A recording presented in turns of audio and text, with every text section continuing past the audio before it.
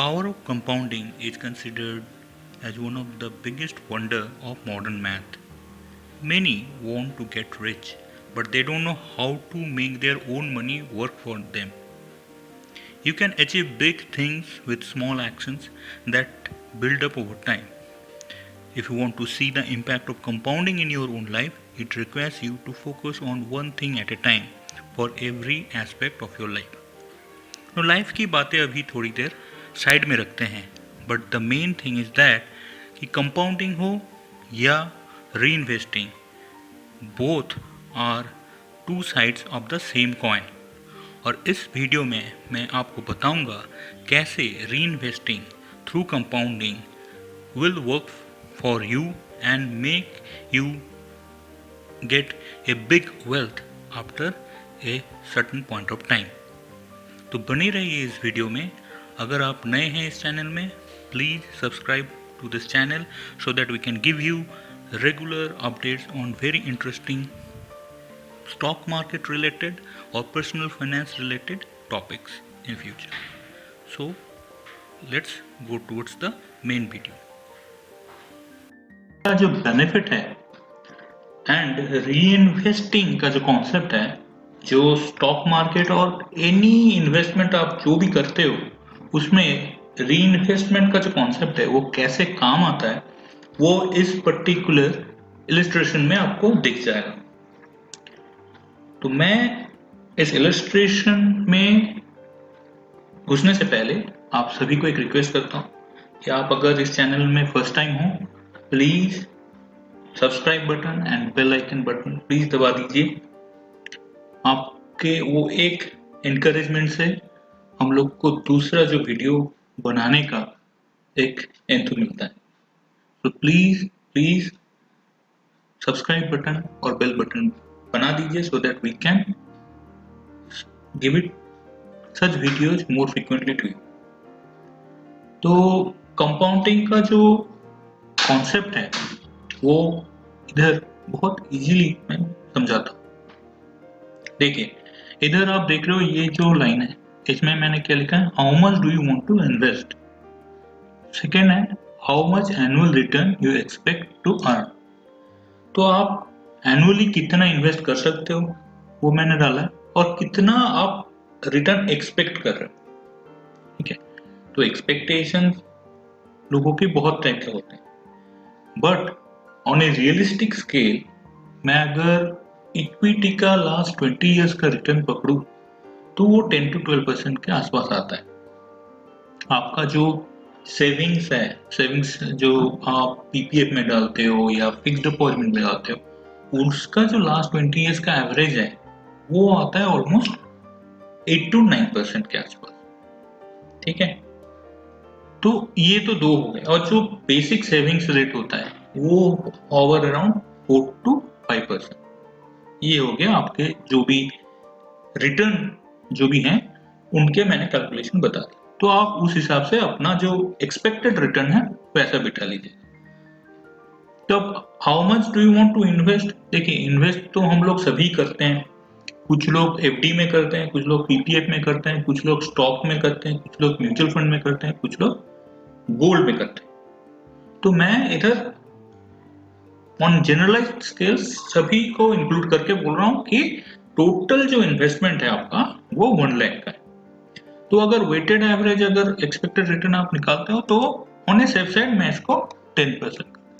ठीक है, कुछ इन्वेस्टमेंट में आपको ज्यादा मिलेगा, कुछ में कम मिलेगा, तो ऑन एन एवरेज आपको 10% का इन्वेस्टमेंट से रिटर्न एक्सपेक्टेड जो है वो मैं बिठा दिया। अब देखिए, कंपाउंडिंग का जो कॉन्सेप्ट है वो आपको इस पर्टिकुलर जो चार्ट है उसमें दिख जाएगा। ठीक है, फर्स्ट जो ब्लू लाइन आपको दिख रही है ये है आपके investment value compounding at a rate of 10%। मतलब आपने ईयर में फर्स्ट जो ईयर में 1 लाख का इन्वेस्टमेंट कर दिया, फिर 10% से वो ग्रो कर रहा है। अब कंपाउंडिंग का मेन फंडा क्या है, मैं सिंपल वे में समझाता हूँ। अगर आप 100 रुपी इन्वेस्ट कर रहे हो तो 10% में आपका क्या आता है, at the end of the year आपको 110 रुपीज होता है। कंपाउंडिंग का जो कॉन्सेप्ट है वो क्या होता है, जो नेक्स्ट ईयर का आपका जो रिटर्न आएगा that is that 10% will be based on 110 rupees and not on simple 100 rupees. तो 110 रुपीज के ऊपर फिर से आपको 10% मिलेगी, तो आपका हो जाएगा 1.21%। तो ऐसे करके पड़ेगा। और सिंपल इंटरेस्ट में क्या होता है, आपको हर साल बस जो 10% है वो मिलता रहेगा। 100 रुपीज का 10%, 10 रुपीज 110, नेक्स्ट ईयर 100 रुपीज का 10%, 110। तो ऐसे करके सिंपल में होता है।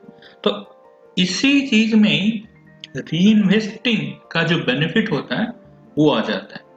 अब समझ लीजिए दो बंदे हैं, एक बंदे ने क्या किया कि उसने एक इन्वेस्टमेंट किया, 10% का उसको पता है एक्सपेक्टेड रिटर्न है, उसने छोड़ दिया। वो बोला था कि कंपाउंडेड होने दो, I will not take back the interest जो भी मुझे मिल रहा है। तो उसको 1 लाख का फर्स्ट ईयर 1,10,000 आया। तो उसने क्या किया, वो 10,000 उधर ही रहने दिया, उसको उठाया नहीं, 110 ही रहने दिया। तो ईयर 2 में जाके उसको 1,21,000 मिला। तो इसने बेसिकली क्या किया, इसने जो भी 10 रुपीज उसको 10,000 रुपीज उसको जो एक्स्ट्रा मिला था उसको रीइन्वेस्ट कर दिया फॉर द नेक्स्ट ईयर। तो उसको क्या मिला, 1,21,000।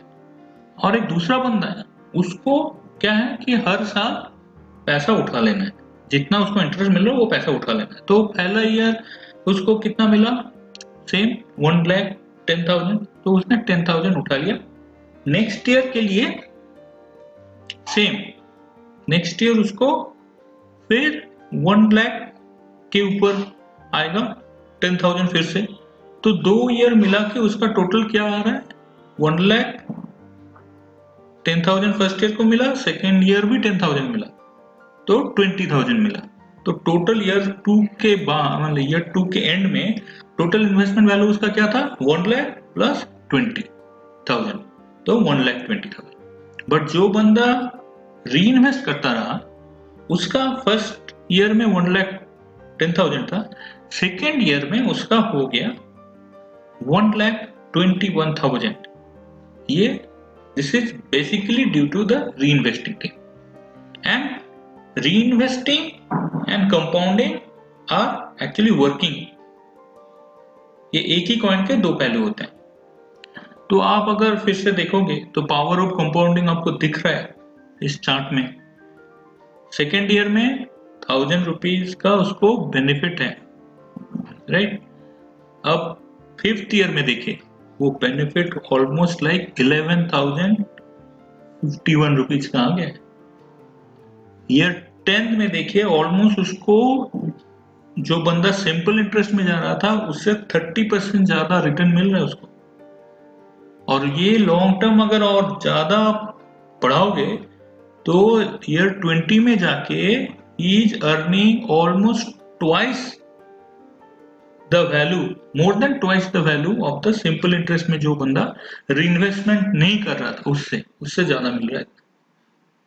तो ये जो कंपाउंडिंग का जो कॉन्सेप्ट है होपफुली आपको समझ में आया कैसे लगता है। एंड जो रीइन्वेस्टिंग, जो उसी कंपाउंडिंग का ये दूसरा एक वैल्यू है कि आप कोई भी इन्वेस्टमेंट कर रहे हो तो वो इन्वेस्टमेंट से जो रिटर्न आ रहा है उसको रहने दो, उसको मत उठाओ, उसको रहने दो, सो दैट आपको कंपाउंडिंग का जो बेनिफिट है वो मिले।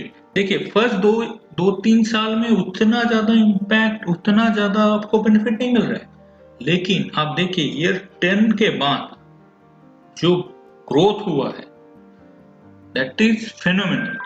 तो आपको ये समझ में आ रहा है कि फर्स्ट इनिशियल ईयर में हो सकता है कि आपको उतना ज्यादा बेनिफिट ना मिले क्योंकि आपका इन्वेस्टमेंट वैल्यू जो है वो छोटा सा है, बट जो वो कंपाउंडिंग के साथ वो जो बढ़ रहा है आफ्टर ईयर 10, वो जो ग्रोथ है वो सिंपल इंटरेस्ट में जो बंदा कमा रहा है उससे ऑलमोस्ट डबल से भी ज्यादा हो रहा है। तो ये कॉन्सेप्ट होपफुली आपको समझ में आया एंड ये चार्ट भी समझ में आए।